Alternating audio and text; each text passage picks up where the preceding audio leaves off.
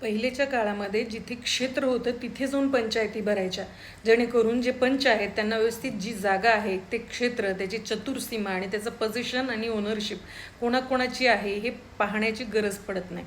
पण सध्याच्या काळामध्ये कोर्टामध्ये जेव्हा कोर्ट कमिशन अपॉइंट केलं जातं तेव्हा 95% कोर्ट कमिशनचे जे अहवाल आहेत ते मॅन्युप्युलेट होऊनच कोर्टामध्ये सादर होतात.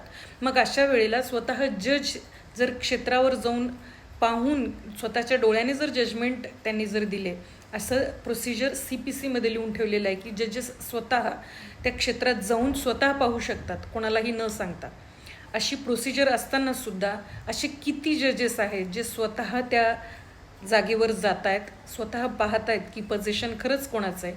कारण जर पोझिशन तिसऱ्या माणसाचं असेल आणि जजमेंट जर तुम्ही दिलं तर एक्झिक्युशन 0% होऊन जातं, हे जजेसला सुद्धा माहिती आहे. पण असे किती लोक आहेत जे स्वतः क्षेत्रावरती जातात आणि पाहणी करतात.